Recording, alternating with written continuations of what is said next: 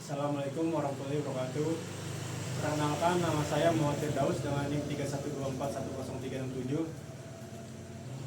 Perkenalkan, nama saya Adi Darmawan dengan NIM 3124103773. Perkenalkan, nama saya Andi Putra Mabasyagel dengan NIM 3124103770. Di sini kami akan menjelaskan mengenai tata cara mandi jenazah untuk tugas ujian tengah semester mata kuliah pendidikan agama.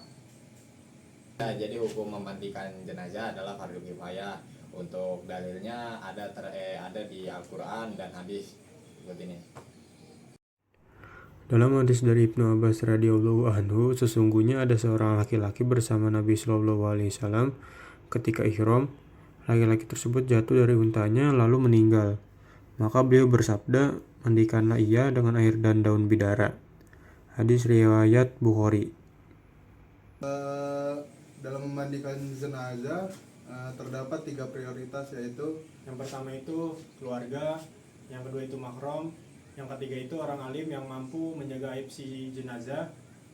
Nah, lebih ininya lagi, laki-laki memandikan jenazah laki-laki, lalu atau perempuan memandikan jenazah perempuan. Tapi diperbolehkan laki-laki memandikan jenazah perempuan jika mereka suami istri.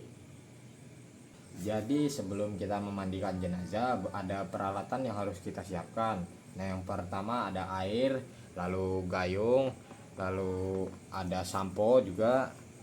Lalu kita juga siapkan sabun, kapas, kapur barus untuk siraman terakhir, lalu juga sarung tangan untuk kita membersihkan kotoran dari jenazah.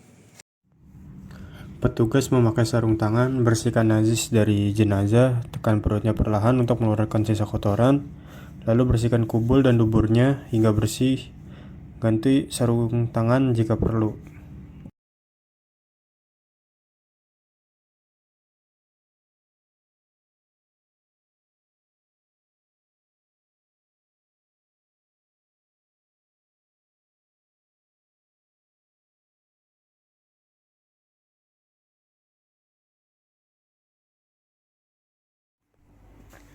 Dilanjut dengan mewudukan jenazah. Untuk mewudukan jenazah ini area mulut dibersihkan dengan tisu basah, area hidung juga, dan untuk selebihnya itu dibersihkan dengan cara diusap dengan tangan. Dan untuk gerakan wudunya itu sama seperti pada umumnya ketika kita ingin sholat.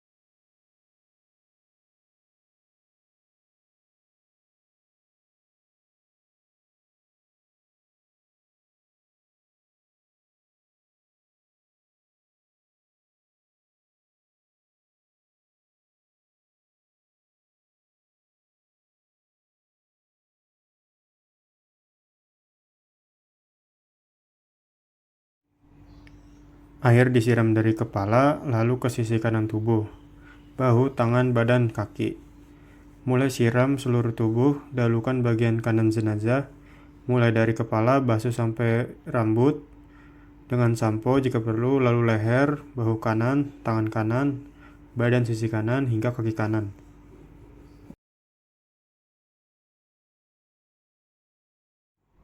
Air disiram ke sisi kiri tubuh, sabun digunakan dengan lembut. Ulangi untuk bagian kiri tubuh, gunakan sabun untuk membersihkan seluruh badan dengan lembut.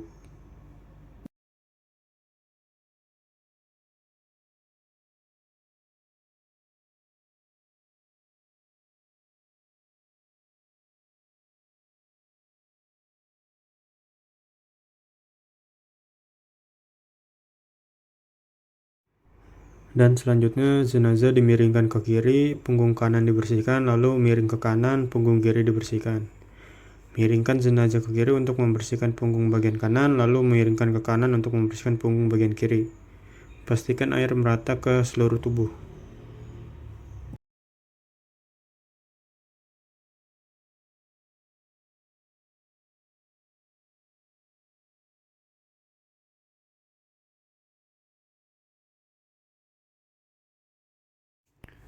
Siraman terakhir, air dicampur dengan kapur barus. Bilas kembali dengan air bersih, lalu lakukan siraman ini dalam hitungan ganjil 3 kali, 5 kali, atau 7 kali, sesuai kebutuhan hingga bersih. Pada siraman terakhir, campur air dengan kapur barus dan wewangian non-alkohol.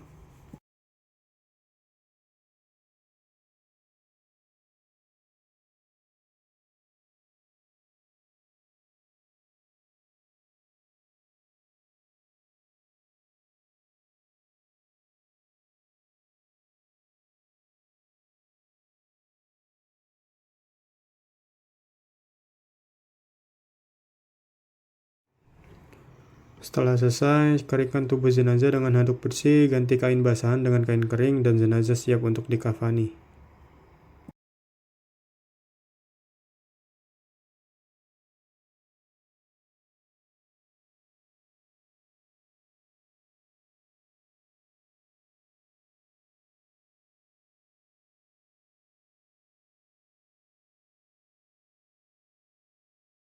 Ya, tadi jenazah sudah selesai dimandikan, jadi habis ini akan dikafani. Nah, itu beda lagi lah. Oke, jadi hikmah dari yang kita dapatkan. Oke, jadi hikmah dari memandikan jenazah yang pertama itu menghormati dan memuliakan jenazah. Memandikan jenazah merupakan bentuk penghormatan terakhir kepada saudara seiman, mengajarkan agar tubuh manusia dijaga kebersihannya bahkan setelah meninggal dunia. Yang kedua, mengajarkan rasa kasih sayang dan kepedulian. Orang yang memandikan jenazah belajar untuk peduli, menolong, dan menghormati sesama umat Islam tanpa pamrih. Yang ketiga, mengingatkan kita akan kematian atau tazakkur al-maut. Melihat dan memandikan jenazah mengingatkan kita bahwa setiap manusia akan mati. Ini menumbuhkan rasa tawakal dan semangat untuk memperbaiki amal. Dan sekian, mungkin itu saja, kurang lebihnya mohon maaf. Wassalamualaikum warahmatullahi wabarakatuh.